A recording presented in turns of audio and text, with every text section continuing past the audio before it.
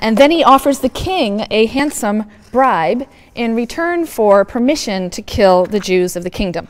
This is chapter 3, verses 8 through 11, and listen to the rationale that's proposed. He says to the king, "There is a certain people scattered and dispersed among the other peoples in all the provinces of your realm, whose laws are different from those of any other people, and who do not obey the king's laws, and it is not in your majesty's interest to tolerate them. If it please your majesty, let an edict be drawn for their destruction, and I will pay 10,000 talents of silver to the stewards for deposit in the royal treasury." Thereupon the king removed his signet ring from his hand and gave it to Haman, the son of Hammedatha the Agagite, the foe of the Jews.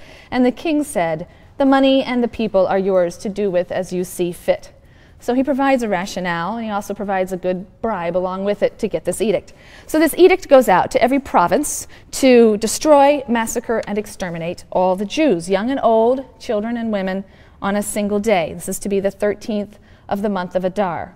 Jews everywhere begin to fast and weep and wail. They mourn, they wear sackcloth and ashes. And Esther sends to Mordecai for an explanation of the commotion, right? She's somewhat sealed off here in the harem and doesn't quite know what's going on. So he sends a message informing her of the decree, and he urges her to appeal to the king and to plead for her people. And Esther hesitates, partly because to appear unbidden before the king carries a penalty of death. And Mordecai responds with this message. This is Esther 4, 13b and 16. "Do not imagine that you, of all the Jews, will escape with your life by being in the king's palace.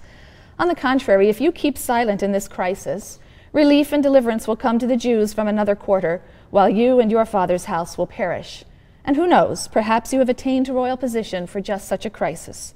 And then Esther sent back this answer to Mordecai, "Go assemble all the Jews who live in Shushan and Susa in Persia, and fast in my behalf. Do not eat or drink for 3 days, night or day.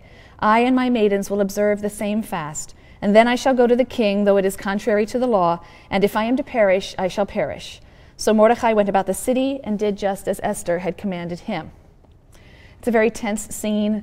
Esther approaches the king, and he has, you get a signal. He raises his scepter or not, and to accept you or not.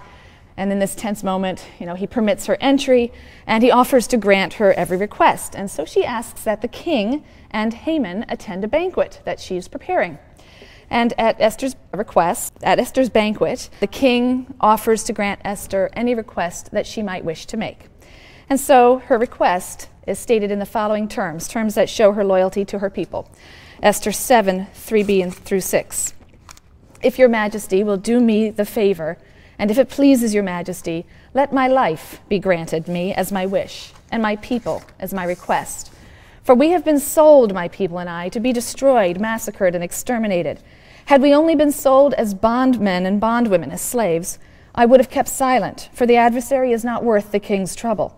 And thereupon King Ahasuerus demanded of Queen Esther, "Who is he and where is he who dared to do this?"